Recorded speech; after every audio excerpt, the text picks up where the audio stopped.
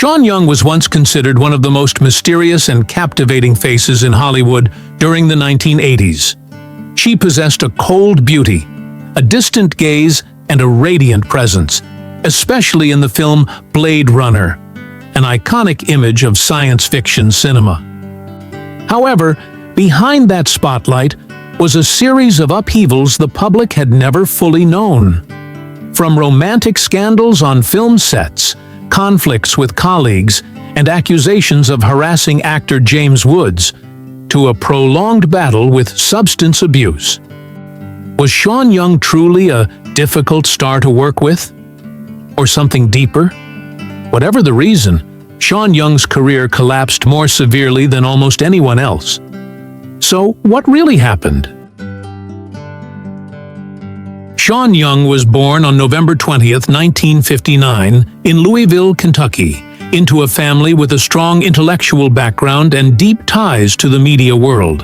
Her father, Donald Young, was a television producer and journalist, while her mother, Lee Guthrie, was a screenwriter and public relations executive.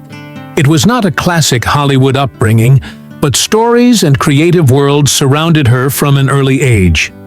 As a teenager, she attended the Interlochen Arts Academy in Michigan, where she focused on classical ballet. At that time, she cared more about rhythm, precision, and movement than about fame on the screen. Her path seemed to be leading toward the stage rather than film. After graduating, she enrolled at the American Ballet School in New York, but the pull of cinema proved too strong to ignore. She began modeling to make ends meet, and before long, she started receiving audition offers. There was something about her that went beyond physical appearance, a sharp and unpredictable confidence. In 1980, she made her film debut in Jane Austen in Manhattan. It wasn't a blockbuster, but it was enough to give her a head start. Just 1 year later, she landed a small role in a hit comedy, opening the real door to her career. Her first major breakthrough came in 1981 with Stripes. It was one of the early 1980s classic screwball comedies, loud, chaotic, and irresistibly charming. Bill Murray led the cast alongside Harold Ramos, John Candy, Warren Oates, Judge Reinhold, and even a young John Lorette as the famous bad boy. The film was made by people who knew how to balance absurdity with charm, and it became a major success. Sean Young played Lieutenant Louise Cooper opposite P.J. Soles, who played the main character's love interest. Although it was a small role, she still stood out among an energetic male-dominated cast. She has a pleasant, relaxed presence, a gentleness that contrasts sharply with the absurdity surrounding her. She also shared great on-screen chemistry with Ramos, and in just a few brief scenes, you could sense something special, as if she were observing, analyzing, and learning how Hollywood worked. This was not the type of actress who was simply a pretty background presence in a romantic comedy. The filming process was fast-paced and sometimes chaotic, but full of energy. And by most accounts, Sean Young fit in very well with the cast. The film was a massive box office success, earning over $85 million on a modest budget of $10 million. Critics responded positively as well. Roger Ebert called it an entertaining, if somewhat clumsy, comedy, and praised Murray's cool charm. Stripes quickly found its audience and went on to become a favorite across generations. In a film packed with future comedy icons, Sean Young still managed to leave an impression despite her limited screen time, and that was no easy feat. In hindsight, Stripes was not just a breakthrough for the guys, it was also the beginning of something for Sean Young. If Stripes helped her step into the film industry, then Blade Runner blew the doors wide open.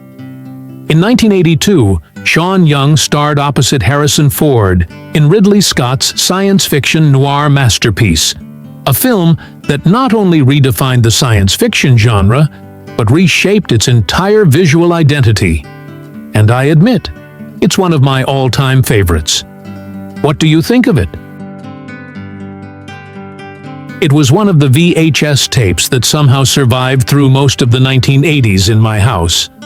Everything about the film, from Vangelis's score, the lighting, the world building, the sound design, all of it was mesmerizing, and the performances were beyond imagination. So seeing Sean Young appear in this film right after Stripes was genuinely shocking to me. She was completely different. The natural and relaxed charm she had before was gone. Here, she was restrained, cautious, and mysterious. She played Rachel as if she were walking a tightrope, holding tightly to her own sense of self. Calm on the surface, but always hiding something fragile underneath. It was not a loud performance, nor was it showy. I think that was the key. She did not play Rachel like a typical Hollywood leading lady.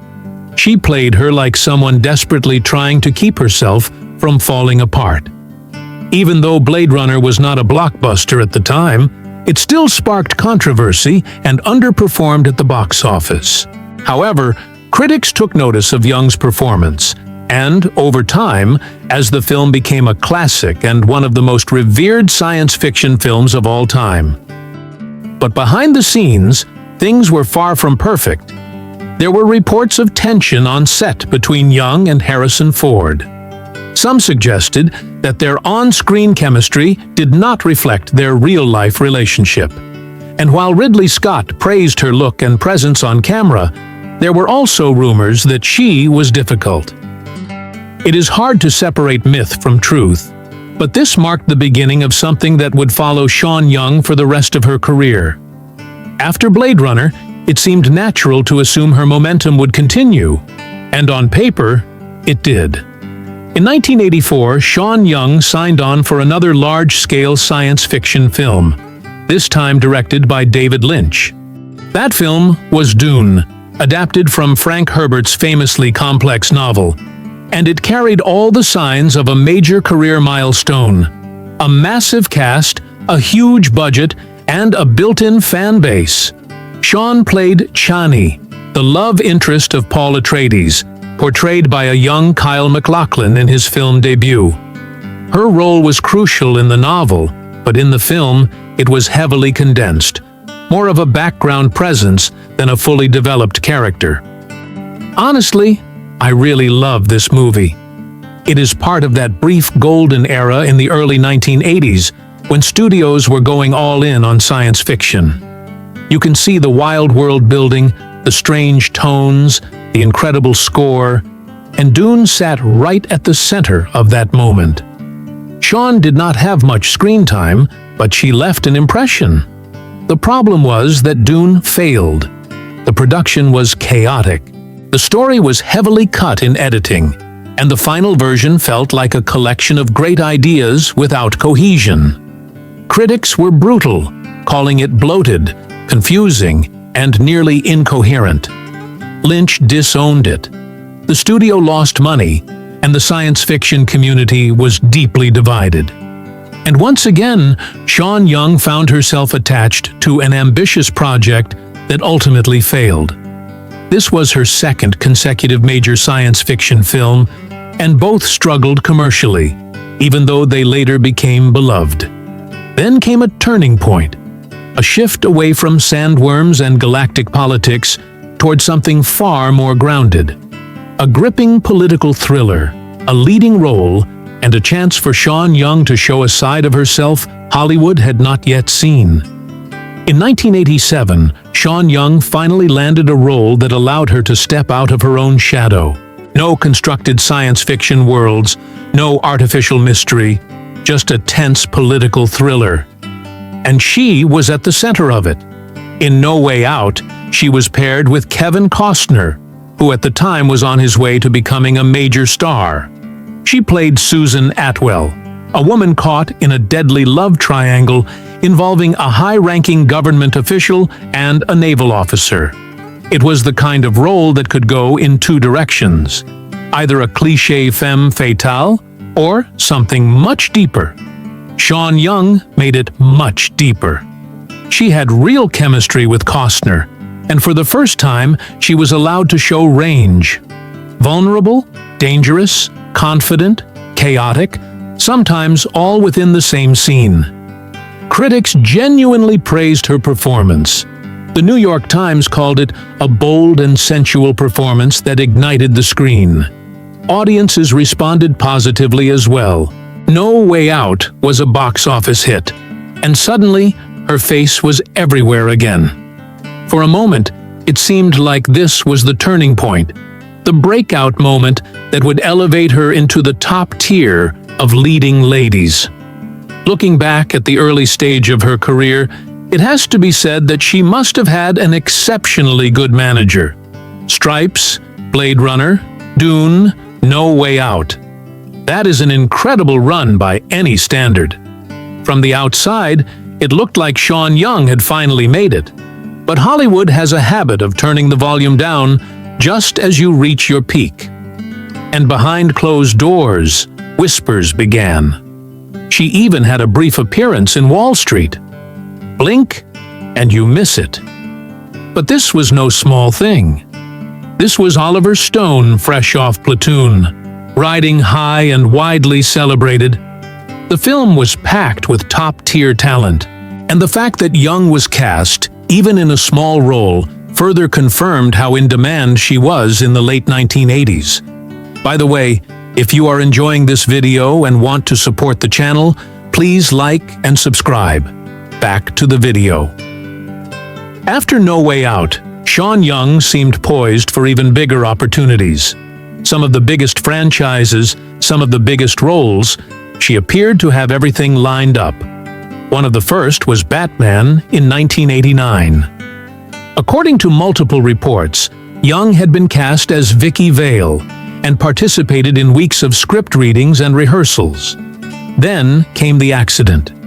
During horse riding exercises in pre-production, she reportedly fell and broke either her arm or her collarbone, depending on who you ask. Because of this injury, Sean Young was replaced by Kim Basinger, and her chance to appear in a major studio blockbuster quietly slipped away. But she was not finished with Gotham. When Batman Returns went into development, she was once again in the conversation. This time, she set her sights on Catwoman. According to articles and her own recollections, she even showed up at the Warner Brothers lot wearing a homemade Catwoman costume, demanding to meet Tim Burton or someone from casting. Some sources claim she tried to enter the production offices uninvited. Others say she completely blindsided studio executives. Whether Burton actually hid under a desk, as some stories suggest, is beside the point. The incident quickly became Hollywood legend, and for Sean Young, it was serious trouble. Most actors would have taken a safer route and let their agent handle it, perhaps sending in a headshot. She did not get the role. Michelle Pfeiffer did, and delivered one of the most iconic performances of the decade. But Sean Young did not fade away. She simply became harder to cast. The Catwoman incident became a reference point in every conversation about her. People stopped talking about her acting and started talking about her behavior. And that was when the label difficult truly began to stick. Maybe it was unfair. Maybe it was not even accurate. But in Hollywood in the 1990s, that was all it took to change everything. Then came Ace Ventura: Pet Detective in 1994, a massive box office hit. Jim Carrey was at the peak of his chaotic energy. Sean Young played Lieutenant Lois Einhorn, a character revealed at the film's climax to be a man in disguise. As for how that was handled, I do not really know. Some people would say it has not aged well, but I still think it is very funny. The film leaned heavily into crude humor, and Young became the target of the joke rather than a participant in it. The result was that the movie made a lot of money, but Sean Young's value did not rise with it. In fact, the opposite happened. And throughout all of this, the press kept circling the same narrative. The Catwoman costume, the unstable label, and anecdotes from directors or producers describing her as difficult to work with. Sometimes it was vague. Sometimes it felt outright malicious. Sean Young herself once said, "What I did not know in the early years of my career was the importance of self-protection skills. I had absolutely no idea how to censor myself." And that lack of self-censorship eventually cost her dearly. The 2000s were quieter, at least in terms of major studio roles. She popped up in unexpected places. On The Young and the Restless, a guest spot on Reno 911, and brief appearances in odd independent films and low-budget horror movies. Yes, her face had changed somewhat with time, but that slightly off-kilter spark of energy was still there. Then came Celebrity Rehab with Dr. Drew in 2011, and it was genuinely difficult to watch. The show sometimes portrayed her as delusional or disconnected from reality. But if you looked past the editing and the sensationalism, what you really saw was a woman struggling to come back, trying to be heard, trying to be understood in an industry that had chewed her up and spat her out. In Jugface in 2013, she delivered a small but chilling performance.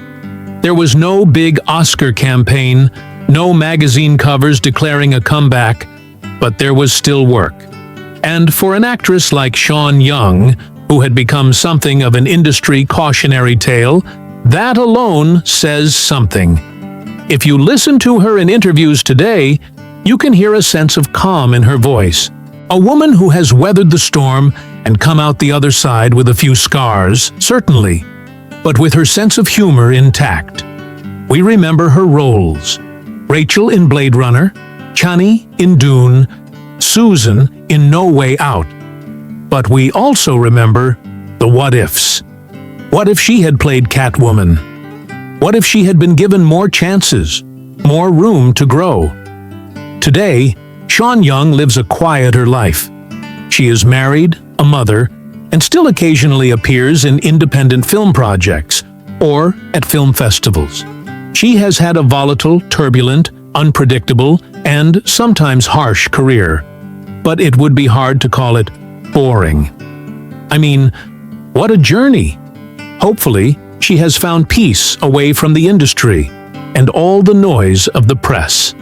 I release 2 new videos every week, so if you enjoy this kind of content, please like, subscribe, and leave a comment below. Thank you so much for watching. I truly appreciate you sticking around until the end of the video. And as always, I look forward to seeing you in the next one.